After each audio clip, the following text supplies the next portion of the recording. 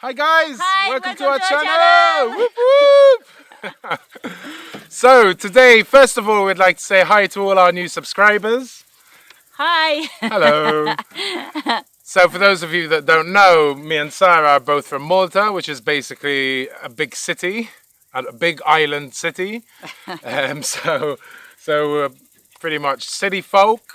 Not now, obviously, you can tell from the hat. We've gone a little bit country. No, but we've been living here in central Portugal for the past just over 3 years. Over 3 years, yeah. Off-grid as total beginners. So today we just wanted to go through 6 things that we've pretty much learnt and things we would have done differently if we were this wise. Yeah. A little bit more experienced.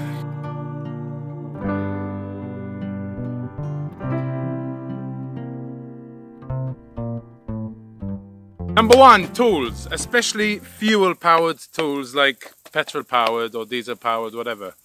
Yeah, definitely go for better branded tools. I've learned that the hard and expensive way. Yeah, I do love my chainsaw. It's not one of the worst ones you can get. It's a Stirwins, which I think is owned by Oregon. But if I could turn back time, I would have bought a Stihl. Now I'm a bit wiser, like I said, so yeah, no use crying over spilt milk, but if this can help any of you who have no experience like we did, all the better. Also, trimmers or hedge trimmers, whatever. Yeah, I bought 2 Chinese branded ones and they're both dead now. So if I had put the money that I spent on those together and bought a Stihl, it most probably would still be working. So yeah, definitely go for better tools. They are double or even 3 times the cost of the cheaper versions, but in the long run, well worth it. Number 2 is the garden. Now, we've obviously learned so much in the last 3 years. We've had a lot of fails and a lot of successes. But the things that I would really do differently are these 3 things. So, plant more perennials, because this year, these were a lifesaver actually. I didn't have time for the garden and all we had to do was water and voila, we had a garden. Once you get your herbs set up and your like berries that come back every year, the garden looks so amazing beginning of spring. So it's really nice to have all these perennials. And it also makes it easier for the irrigation system, because if you have this set up and then you set up your irrigation for it and then just plant your annuals in between them. So yeah, that's that. Also, plant stuff closer to where you're living so you can see it every day and check up on it every day and see if something is struggling or not. Gardening is hard work. Having a garden is hard work. You need to take care of it and you need to know if you need to prune them, give them more water, less water.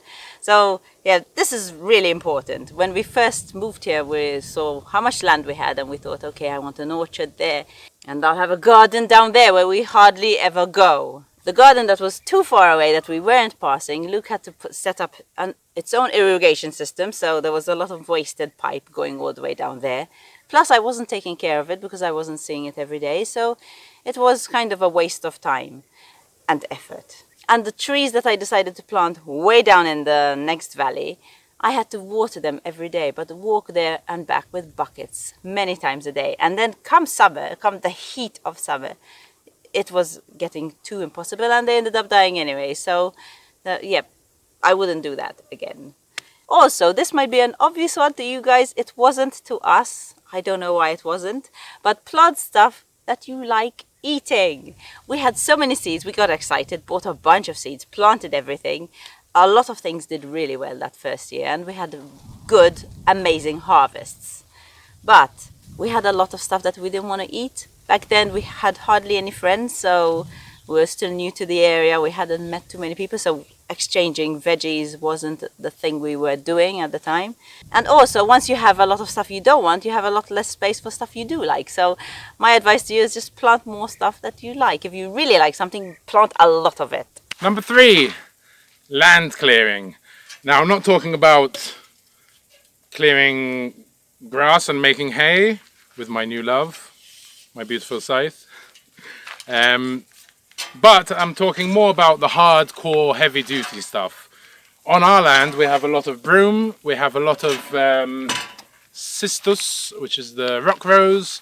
We have another tree which I always forget the name of, and hawthorn, and loads of brambles. One of the reasons, apart from having a cheap strimmer, why I broke my strimmers was because of the madness of the overgrown situation of all these bushes and brambles. Like in one of our videos when we unearthed an amazing ancient granite wall and a small lake, it was just insane in there. There was basically at least a meter of dry, compacted, dead brambles, and then another 2 meters high of live brambles, all intertwined into hawthorn and broom. So you're kind of strimming away all the brambles, and you kind of hit the thicker trunks of the hawthorn, and that's where I ruined my strimmer. So this year we're hoping, now that we've kind of tried a lot of different ways to do it over the past 3 years, because we're constantly cleaning the land, even though we can't really burn in the summer season, in the high fire risk season, we do still pull out and clear land, because we've got 17 hectares, 42 acres of land to clean eventually, so we are always at it. Now, over the past 3 years, we've learned a lot. The first year, we went old school, and it was really hard, physically demanding, and slow. But, what's that Chucky doing there? Get out of the garden. Go get her, Molly. Good girl. Good girl. Sorry about that. I'm sure Sarah will tell you about the problems we've been having with the chickens in the garden, but that's point number 4, I think.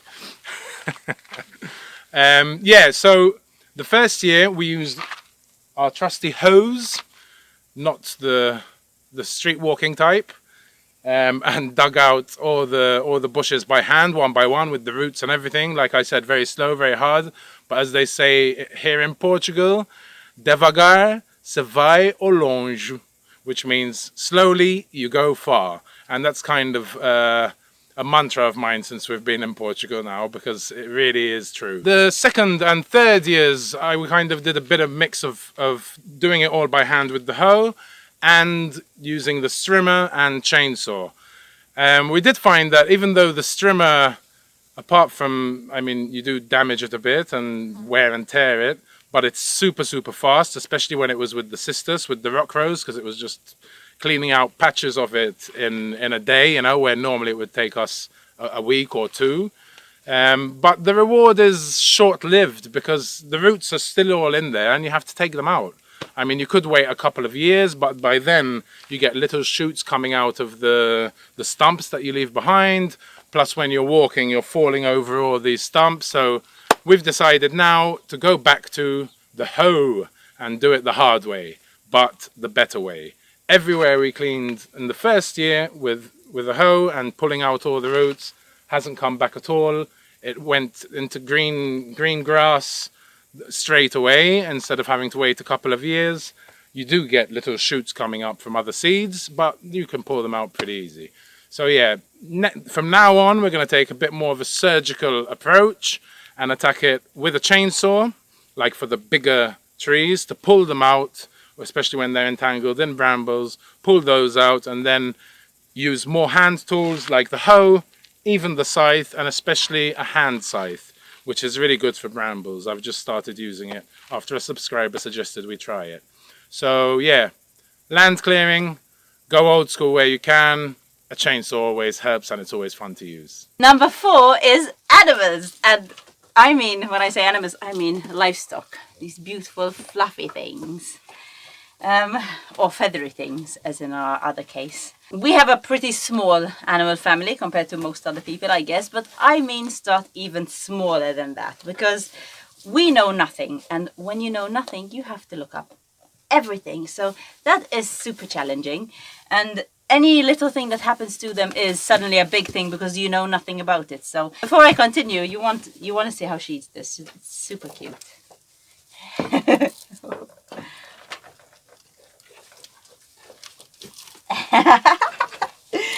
I give them these little treats every day because I love watching them eat.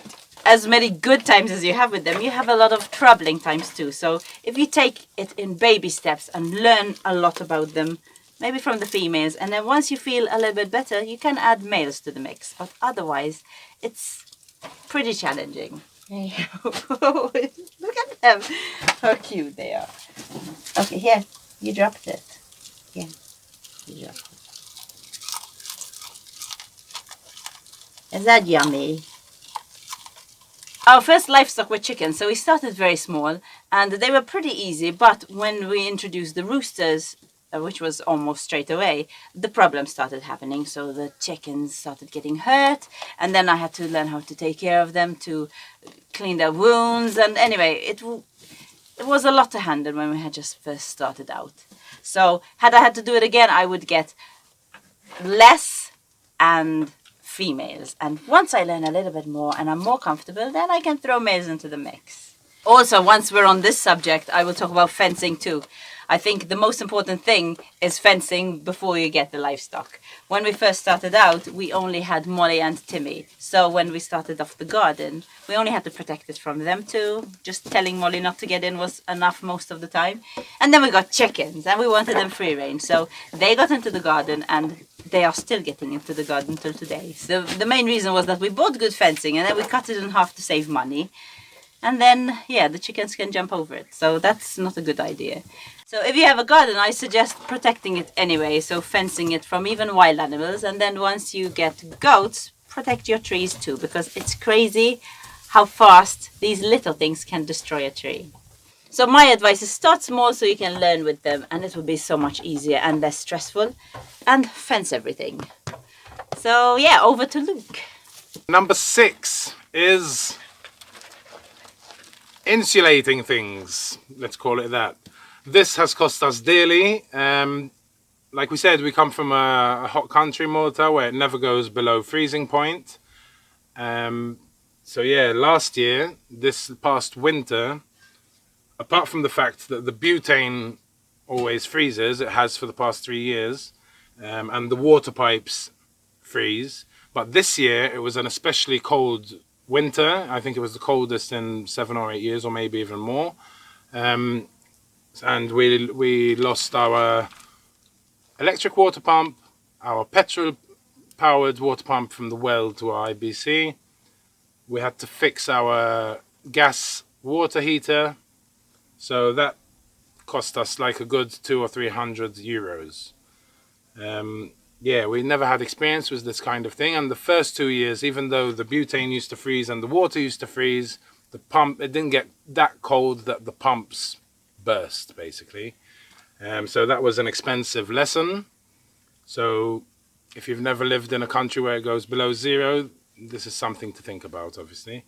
As for butane, go for propane, which I have to do. These things that I'm talking about now, we're going to have to do before winter because we haven't done them yet. So we need to be prepared for next winter. And these are the steps that we're going to be taking. Basically, exchange the regulators and the cylinders from butane to propane. Luckily, here in Portugal, you can exchange any old regulator, even if it's not from the same country, and they'll give you the one you need for free.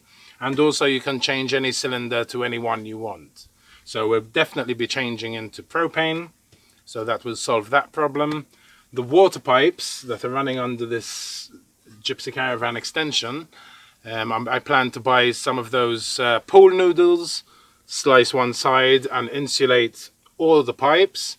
I'm going to build a box around the water pump with ventilation and the gas heater.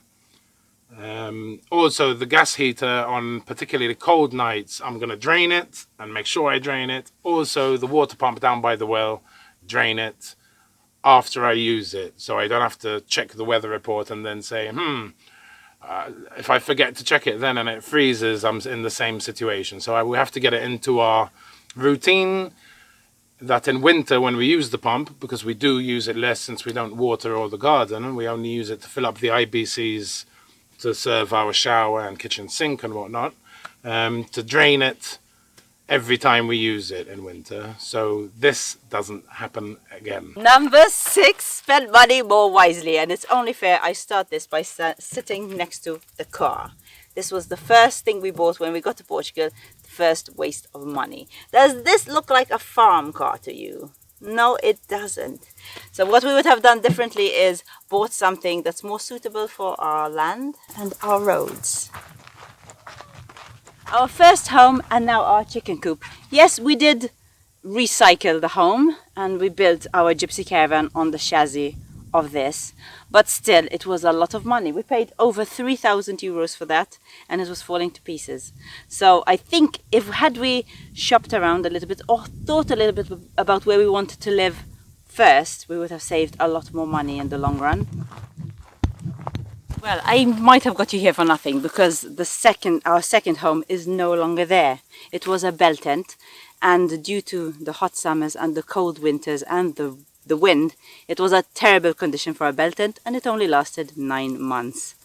So that was a big waste of money. So with the money of the caravan and the money of the bell tent, we could have bought a yurt straight away.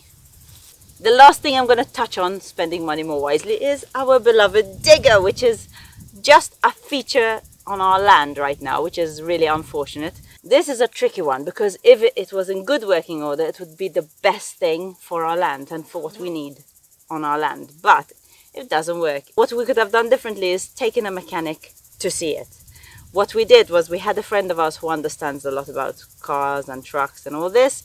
And we had him on the phone explaining stuff to us and we're telling him what we're seeing, which was a very bad idea. We would have still gone to see it, but we would have taken a mechanic, which would have probably resulted in not getting the digger here. This was probably the most upsetting thing because Luke really wanted it. He wanted to drive the digger, huge smile on his face. Molly was riding with him. We're thinking about all the possibilities that we're going to be able to do with the land, fix the road, dig out a pool, and that was all. Our dreams were all shattered in the first 5 minutes of owning this pile of what's becoming rust. So our advice to you guys is before you buy something that's going to cost you quite a bit of money, that's going to dip into your savings, do a pros and cons list, see if you really need it, see if there's something you can buy that's better, that's going to save you a lot of money instead of going through other things like it did our homes. We went through. The chicken coop could have been built with just pennies instead of 3,000 euros. The bell tent could have not been, and we could have gone straight for the yurt. Had we done this, there would have been a lot of saving of money. But it's done and we do not regret it. But we would like to let you guys know what happened so you'll be able to learn from it and maybe not go through the same experiences or waste money like we did. So over to us to finish this video. Okay, so that's our 6 things we would have done differently if we could turn back time. But we can't, so no so regrets. Hopefully you guys have learned something from this, and if you have, give us a nice thumbs up. Yep. Well, and also there is a kind of number 7 we kind of wish we did. Yes, we do.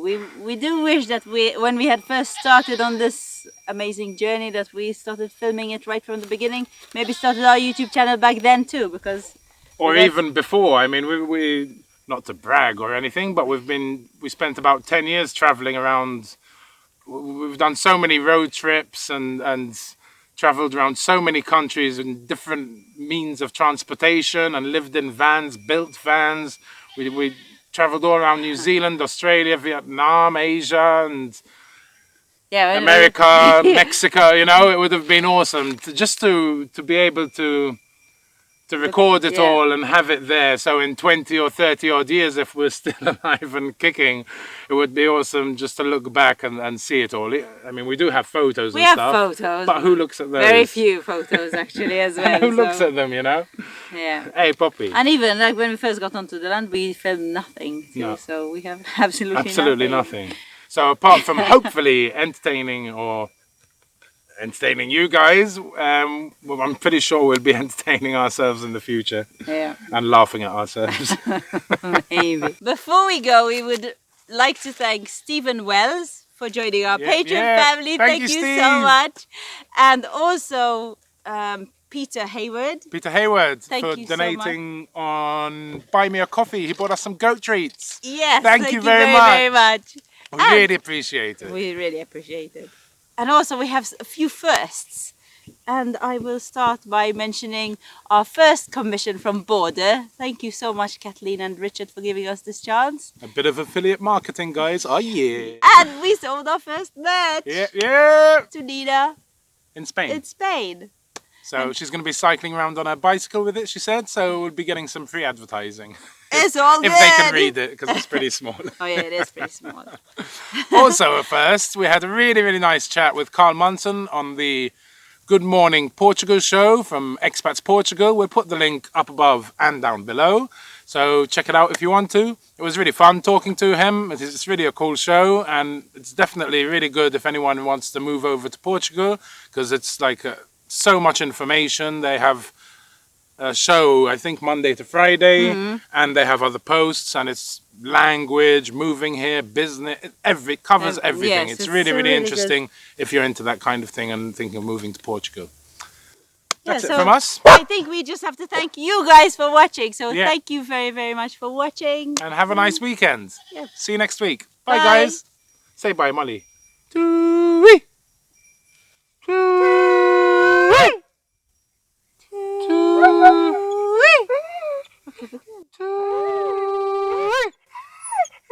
Wow, to the video. To the video again. But sit and look at the video.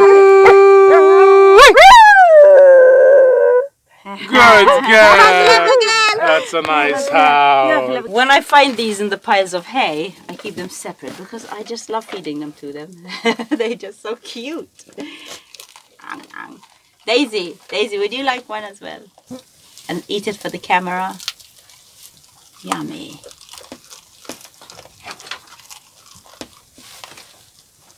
Okay, on to number 6 with Sarah. Take it away, Sarah. Number 6. What am I doing? What's that? If you enjoyed watching this video, then why not watch this one or this one? And if you don't feel like watching but you feel like shopping, then go here.